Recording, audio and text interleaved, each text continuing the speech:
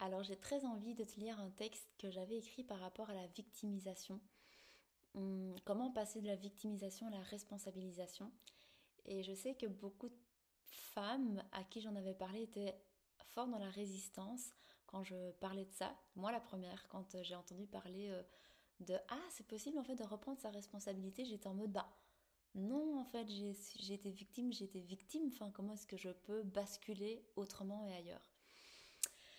Et donc, du coup, c'était tout un process pour moi, tout un cheminement que j'ai en joie et que j'ai énormément d'honneur à te partager par les différents accompagnements que je propose aujourd'hui.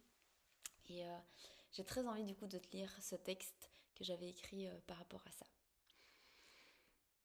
Donc je parle évidemment de mon cheminement, comme souvent d'ailleurs, parce que je ne peux que transmettre et parler et conseiller et soutenir, accompagner à partir de ce que j'ai réellement vécu.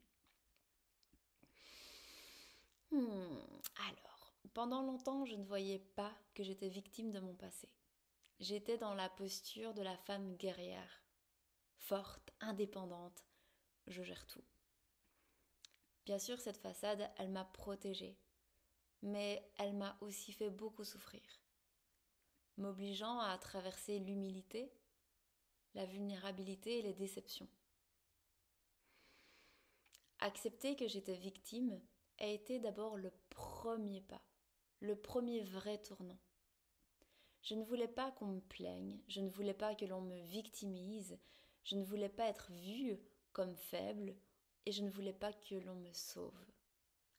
Pourtant, la souffrance, elle était là, immensément là, et elle demandait à être pleinement vue et pleinement accueillie.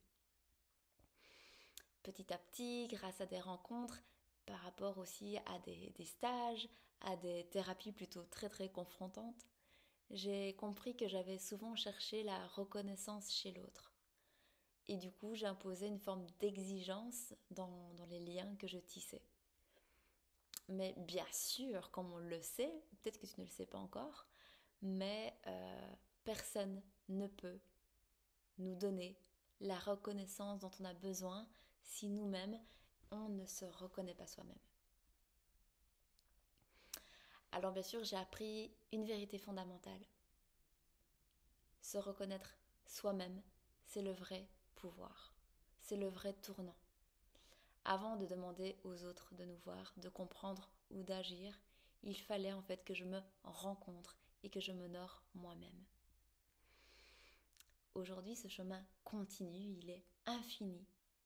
J'ai encore des blessures, des lieux où je suis victime et où j'ai été victime, mais je choisis en âme et conscience de reprendre ma responsabilité, de transformer la souffrance en fierté, en autonomie et en force. Je choisis de tisser un lien solide avec moi-même pour que mes relations soient nourrissantes et authentiques, plutôt que d'imposer aux autres le poids de mon passé. Et c'est ce choix, accueillir la victimisation pour la transcender, se rencontrer pour se retrouver, qui ouvre la voie à l'abandon conscient, à la souveraineté et à la fierté.